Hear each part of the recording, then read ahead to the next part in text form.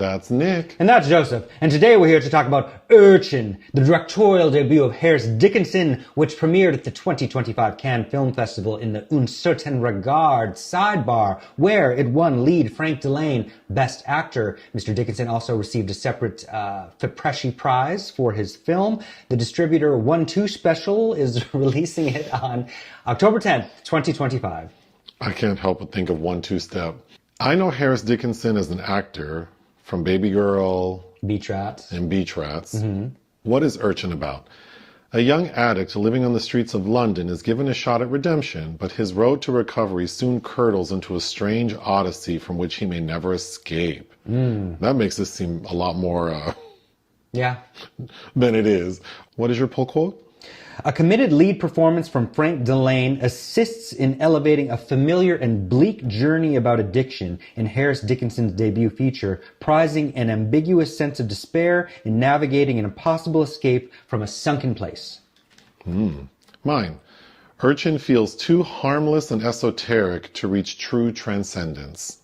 This film felt very basic to me. It did. I happened to read Mr. Dickinson an interview about 5 films that influenced and inspired him. And one of those I definitely thought of early Which on, was? Which was Agnes Varda's Vagabond.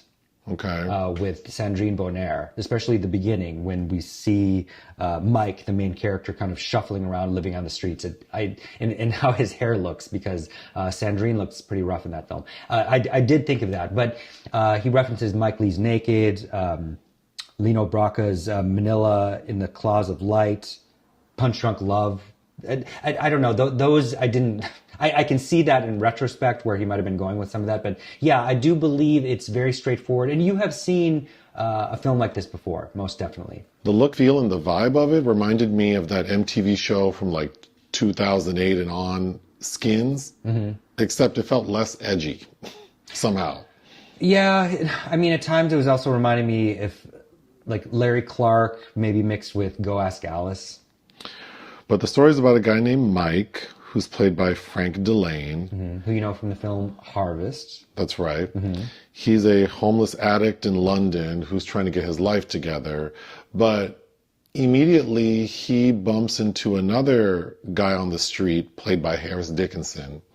Nathan. And they get into an altercation because Mike thinks Nathan stole money from him.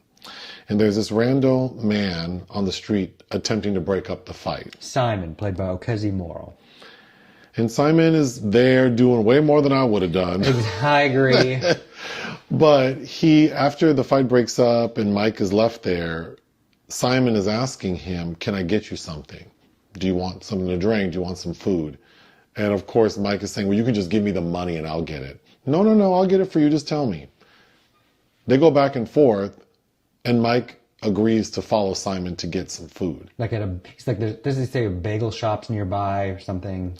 And for some reason, Simon's dumbass decides to walk in an underpass. And that's when Mike takes the opportunity to rob him. So he beats him up, steals his watch and some money. We see Mike get picked up by the authorities. And ultimately he spends 7 months in jail. So when he comes out, he's sober. He's now sober because he hasn't had access. And he's also agreed to participate in restorative justice, which means that at a point he's going to have to confront the person he robbed. But his case manager has arranged for him to get housing like at a hostel and a job. So he's moved into a hostel. He gets a job at a hotel working as a chef. And it seems like things are going well until the pressure of the job and like his shitty coworkers gets to him and he tries to speak up for himself and that gets him fired. He then, during this time, has had his confrontation with Simon and that seems to have affected him negatively. Like maybe he wasn't mentally prepared to do that. Yeah, I don't think he knew exactly what was, and I don't think he was properly prepped for it either. No. And I think that transaction, that interaction is doesn't feel beneficial for either party. Yeah. But Mike takes a job as like a janitor. Yeah, I think he had previously said he had worked, I think before his addiction issues spiraled out of control, he had worked for maybe the same person because he calls that woman up and asks her if she has work. And while he's there, he meets a woman named Andrea. Played by Megan Northam. And they kind of spark up a little cute friendship / romance. So it seems like, okay, well, maybe this will work better for Mike. But one day he's at Andrea's house and she has a couple of her friends over and they're having some bootleg ass barbecue when one guy busts out some ketamine and Mike says he'll do some. And then we see him fully fall off the wagon. Uh-huh. Throughout the film, there are a couple instances where we see this older woman playing an instrument. She looked like an albino Sissy Spacek to me. So the final scene of the film is Mike stumbles into like a church of some sort and sees that woman, but then also sees Harris Dickinson. And this is clearly like a dream state. Wearing like a monk's garb. Yeah, and they get into a little thing, and the final shot is Mike falling into the abyss. The end. Yes. This feels like a first film to me. It does. It's curious. So it's a male director with a male lead, and I think you were commenting on this a lot as we were watching it. There are a lot of sequences where we see Dillane unclothed. You know, I don't normally complain about this, but I felt like we see Mike without his clothes on one too many times. And it's not even, okay, so we see him in the shower or like him masturbating. So we see his butt a couple of times. We see him without a shirt on many times. We see him in the shower like 3 times. Lots of showering, yeah. And I'm assuming that has some meaning, the symbolism of him trying to cleanse himself. That felt heavy-handed.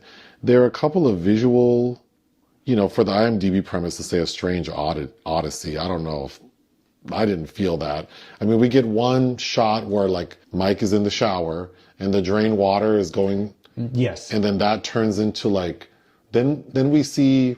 It's like a Terrence Malick Tree of Life moment where we go through. It's like cellular movement. Yes. Down to the very basic layers of human life. Which I'm assuming was trying to show that maybe what he's dealing with is in his DNA. Yes, and that maybe there's he needs to go deeper within himself because he clearly hasn't done enough work yet. Because he appears to be somebody, like, he doesn't even have enough self-respect, I think, for the journey that he's gone through thus far. Right. And I think it really is about how he sees himself and his worth. And then the final shot of him falling into the abyss. Those are really the only sort of visual cues that we get that are like fantastical.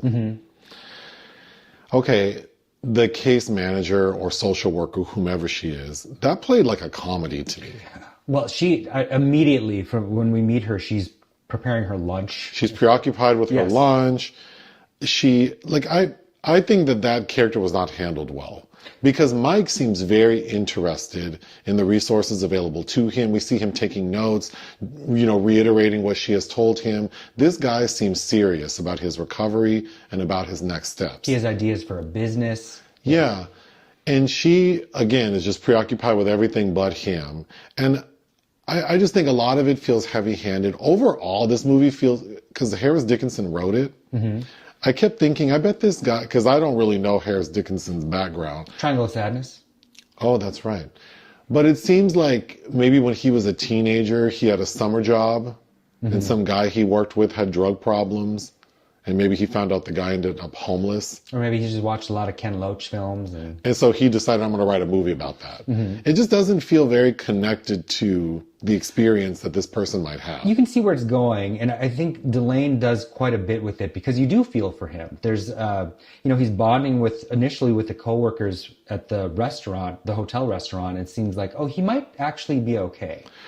I think the strongest moments are those. I agree. And even there's a notable Egyptian actor, Amr Waked, playing the manager. The manager that takes him on. And he does seem very empathetic. He asks him, point blank, like, what did you do? And Mike is honest. And he's honest. And it seems like this is somebody that has finally been brought to a point of accountability for himself. But I think there are stages of that. And I think he has just begun to scratch the surface. And I think that when somebody that's had these experiences is at that point, that's exactly when the support system that's supposed to be there to assist him needs to be on his ass. Where this case, in the case, when they do the restorative justice moment, he has to meet with the facilitator ahead of time. And he calls out that man, like, I don't like how you're speaking with me. You're kind of, you're talking to me almost like I'm not a human. He didn't like that man's tone of voice. And I thought that was a really interesting scene. And his own case manager doesn't really step in to do shit. But the actual meeting of the restorative justice meeting with Simon, he brings his case manager a gift, a cactus. And he's trying to tell her about, I had this amazing time.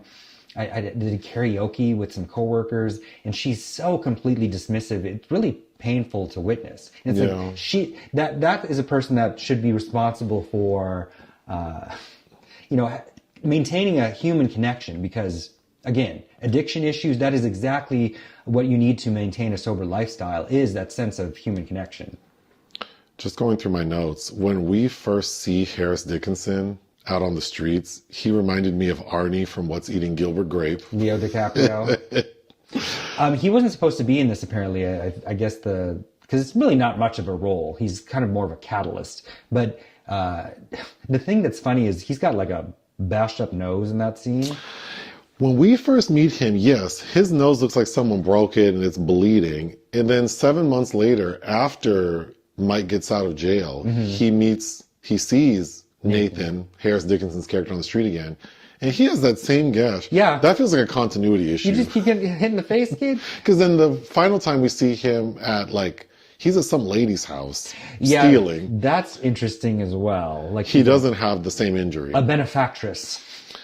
Another scene that worked well is Mike working as this chef. He's overwhelmed in the kitchen when one of the servers says, "Hey, a customer wants to talk to the chef." And it's like, well, not him. Like, he's alone back there too. He's alone back there, so he's stressed out. But he goes out to talk to this person, and they're being demeaning towards him. And I thought Mike, who probably isn't... Well, he hasn't been trained. He hasn't been trained properly, but his reaction to this person is kind of like very it's like if you could speak to customers in an honest way, this is what it would sound like, but because we have to pretend that they're right. It's like Mike's not good at that. Your steak was undercooked. Why'd you eat all of it before saying something? It's like, what do you want me to do?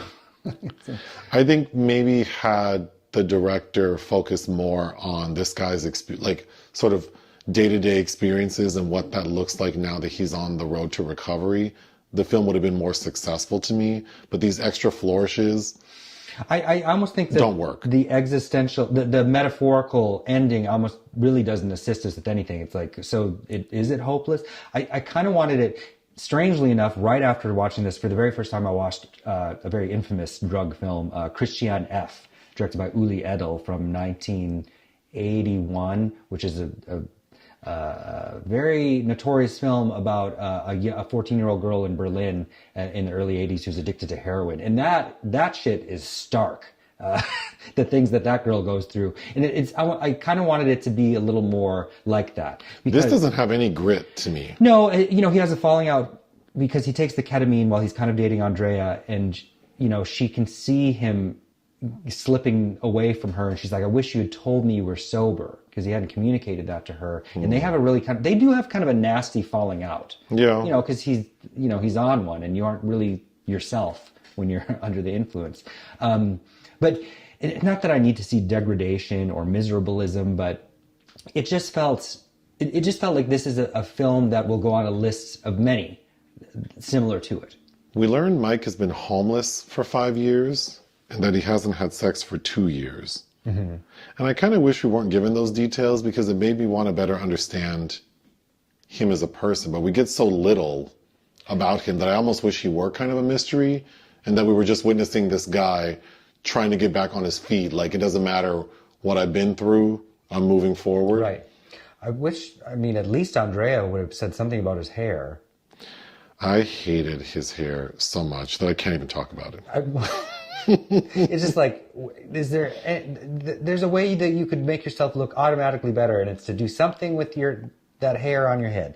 I also want to point out it was lensed by one of my current favorite contemporary cinematographers, Josée Deshaies, simply because I am in love with Bertrand Bonello's film The Beast, La Bête, but she also was the cinematographer on this. Lastly, there's a fun karaoke scene where they're singing to a song called Whole Again by Atomic Kitten. It was sweet. It was a sweet, even though it's like, this is what you all get up to, you with your coworkers. I suppose if you're sober and not drinking, but they were doing things that children a decade younger, I feel, would do. What would you give Urchin? I think it's well-intentioned, and, it's for a debut film, completely fine. I think the fact that it did pick up 2 awards in Cannes, I don't know, I feel like Mr. Dickinson, because of his reputation as an actor, who I think he's quite a good actor, is the reason he got that there. But I'm going to give it 2.5. I guess this is okay. It didn't work for me, but I would give it 2.5 out of 5. Join us on Patreon and listen to our podcast. Bye.